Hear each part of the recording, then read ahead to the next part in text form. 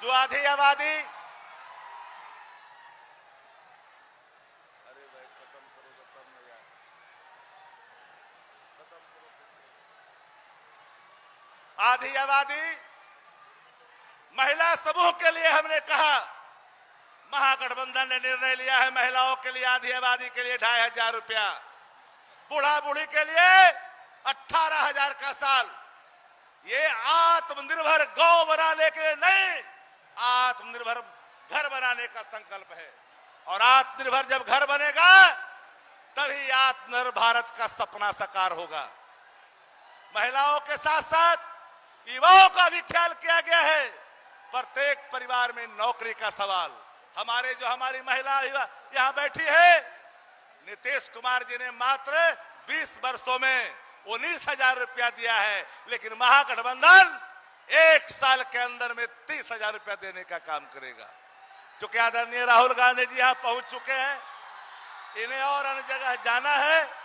कोई लंबी तकरीर नहीं किए बगैर सिर्फ इतना ही कहेंगे कि महिला हो या फिर युवा हो, बुजुर्ग हो, चाहे हमारी स्वयंसेवी संगठन से जुड़े हुए हो या फिर कॉन्ट्रैक्ट पर बहाल लोग हो, सबको परमानेंट करने का निर्णय लिया है। और 30 साल से जो यहाँ बैठा हुआ व्यक्ति मठाधीश की भूमिका में पूरे जिला को नोटोरियस गैंग की तरह नचाता है, उसे इस बार कड़ी सबक सिखाना है। इन्हीं चंद शब्दों के साथ हम तमाम नेताओं के प्रति आदर का भाव रखते हुए अपनी बात समाप्त करते। धन्यवाद। आदरणीय श्री कौंसलेंद्र उर्फ छोटे मुखिया जी, जो नालंदा से लोकप्रिय प्रत्याशी हैं, उनसे निवेदन करेंगे कि वो आए और संबोधित करें।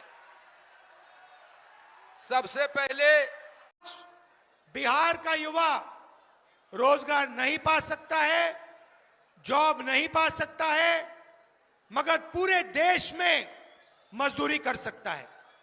क्या ऐसा भविष्य आप चाहते हैं कि बिहार हिंदुस्तान का लेबर क्लास बने?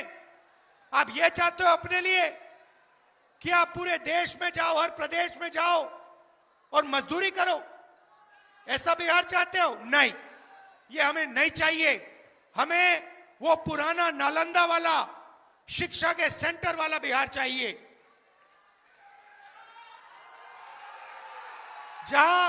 जब पूरी दुनिया से लोग यहां आते थे, इन सड़कों पे चलते थे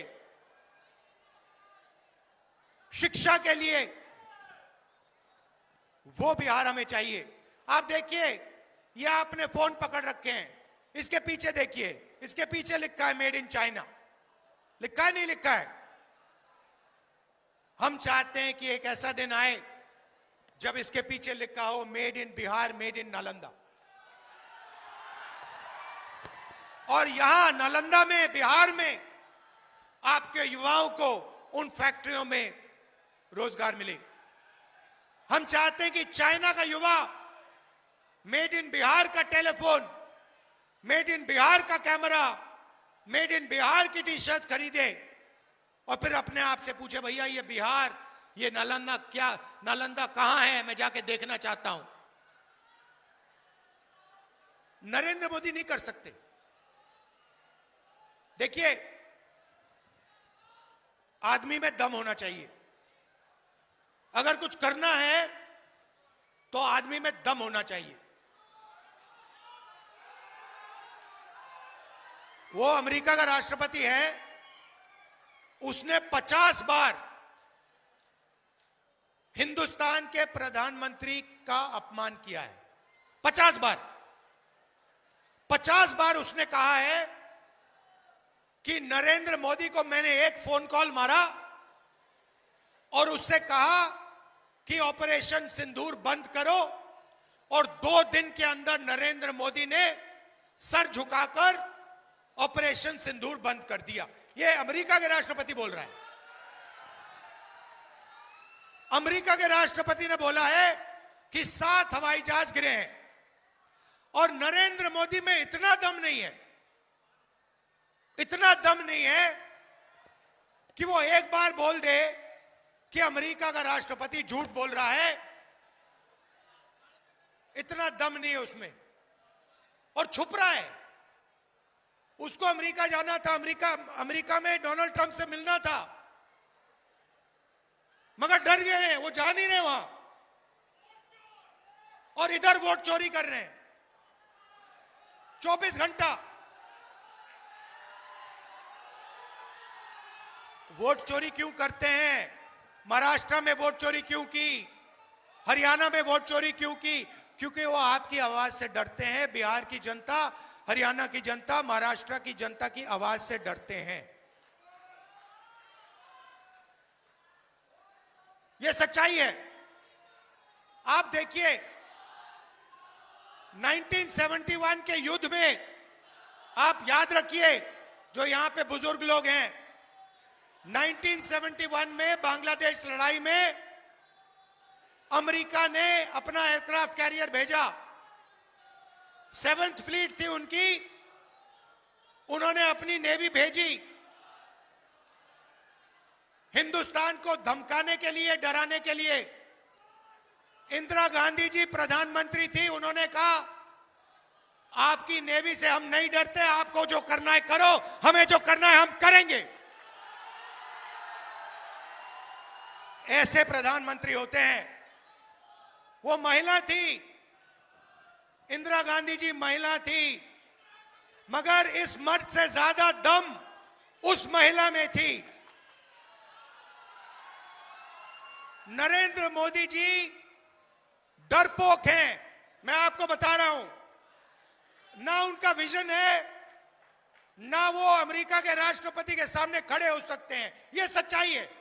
और मैं चैलेंज देता हूं कि नरेंद्र मोदी में अगर दम है तो बिहार में मीटिंग कर रहे हैं, किसी भी मीटिंग में कह दें कि अमेरिका का राष्ट्रपति झूठ बोल रहा है, मैं इसके सामने नहीं झुका, मैंने ऑपरेशन सिंदूर नहीं रुकवाया।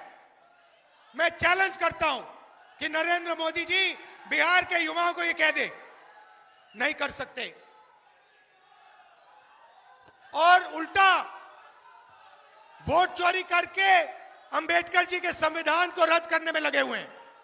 आपको याद होगा इन्होंने कहा 400 पार संविधान को खत्म कर देंगे। वोट चोरी के बाद ये बाल निकले, बाल चुनाव जीते। और अगर वोट चोरी नहीं की होती, मैं आपको बता रहा हूं, इंडिया गठबंधन की सरकार आज हिंदुस्तान में राज कर रही होती। भाइयों और बहनों, ये संविधान आपका है, ये कोई नई किताब नहीं है। इसमें आपकी आवाज है, हजारों साल पुरानी आवाज है।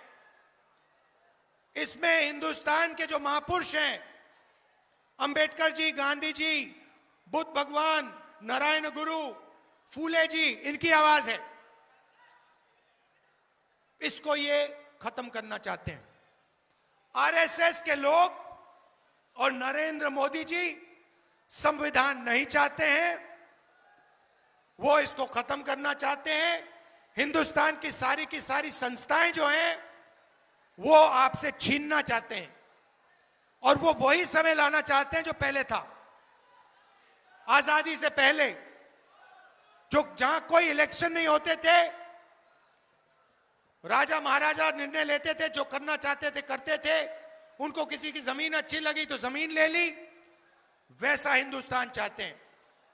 यह सारा का सारा ढांचा जो है, चाहे लोकतंत्र हो, चाहे अस्पताल हो, चाहे यूनिवर्सिटीज कॉलेजेस हो, ये इस संविधान की देन है। इसके बिना ये कुछ नहीं होता। इसके बिना ये हो ही नहीं सकता था। और ये अब अंबेडकर जी के संविधान को खत्म करने में लगे हैं। और बिहार की जनता को साफ कह देना चाहिए कि इस संविधान को हम नहीं छूने देंगे।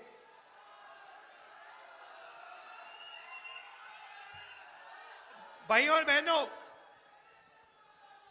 मैं चाहता हूं और मैं आपको कह रहा हूं, यहां गठबंधन की सरकार बनेगी। और जो नालंदा में पहले शिक्षा का सिस्टम था, जो पूरी दुनिया में मशहूर था, मैं आपको गारंटी दे रहा हूं, बिहार की सरकार तो करेगी। मगर जिस दिन इंडिया गठबंधन की सरकार हिंदुस्तान में बनेगी, उस दिन मैं आपको कह रहा हूं गारंटी करके, मैं गारंटी करके कह रहा हूं, दुनिया की सबसे बेहतर यूनिवर्सिटी यहां इस शहर में बनेगी।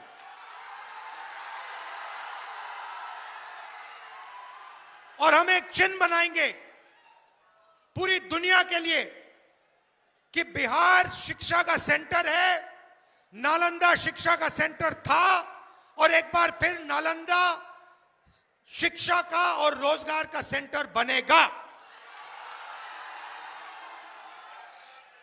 गठबंधन इस काम को पूरा करने की कोशिश करेगा बिहार में, और जब दिल्ली में सरकार बनेगी पूरा का पूरा दम लगाकर हम यहां पे दुनिया की सबसे बेहतर यूनिवर्सिटी, बिहार को मैसेज देने के लिए, दुनिया को मैसेज देने के लिए, हिंदुस्तान के बाकी प्रदेशों को मैसेज देने के लिए कि बिहारी मजदूर नहीं है, बिहार शिक्षा का सेंटर है, रोजगार का सेंटर है। कुछ दिन पहले मैं आपके स्टूडेंट से मिला, दिल्ली में पढ़ाई करते हैं।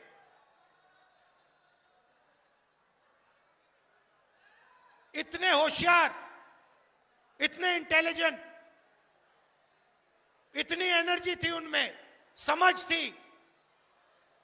बिहार में वोट अधिकार यात्रा में मैं घूमा, 20 दिन घूमा। आप राजनीति को अगर दूसरे प्रदेशों को 5-10 मिनट लगते हैं, आपको सेकंड लगते हैं बात समझने में।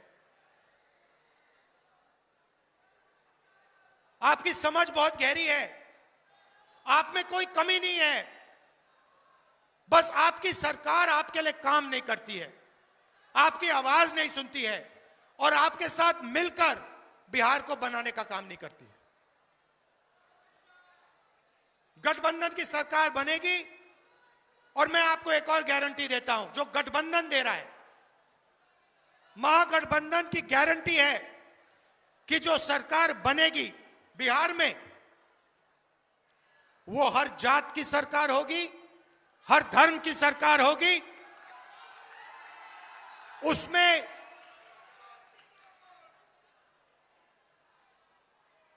अति पिछड़ा, पिछड़ा, दलित, महादलित, अल्पसंख्यक, गरीब, जनरल कास्ट, किसान, मजदूर, सारे के सारे उस सरकार, उनकी आवाज उस सरकार में शामिल होगी, यह मैं गारंटी आपको दे रहा हूं। क्योंकि बिहार को बिहार की सरकार की जरूरत है, बिहार को हर जात, हर धर्म की सरकार की जरूरत है। जैसे मैंने यात्रा में कहा, 4000 किलोमीटर चला और यात्रा में कहा, नफरत के बाजार में मोहब्बत की दुकान खोलनी है। नफरत से प्रदेश या देश आगे नहीं जा सकता है। नफरत से किसान को, मजदूर को, युवा को कोई फायदा नहीं होता। नफरत से नरेंद्र मोदी और अमित शाह जैसे लोगों को फायदा होता है, इसलिए वो फैलाते हैं। मगर बिहार की जनता को नफरत से फायदा नहीं होता, मोहब्बत से फायदा होता है, भाईचारे से फायदा होता है। वैसी सरकार हम चलाएंगे। आप सब दूर दूर से आए, दिल से मैं आपका धन्यवाद करता हूं और एक बार फिर कहना चाहता हूं कि संविधान की रक्षा करनी है। ये जो वोट चोरी करने की कोशिश कर रहे हैं, बिहार के हर युवा को ये वोट चोरी रोकनी चाहिए। पोलिंग बूथ पे आप ध्यान से रहिए, इलेक्शन डे पे आप ध्यान से रहिए, क्योंकि ये वोट चोर हैं। बीजेपी के लोग, आरएसएस के लोग संविधान को नहीं मानते हैं, ये वोट चोरी करने की कोशिश करेंगे। जैसे इन्हें हरियाणा में, महाराष्ट्र में वोट चोरी की, यहां भी ये वोट चोरी करने की कोशिश करेंगे। आपको और हमको ये रोकना है। धन्यवाद। जय हिंद। नमस्कार।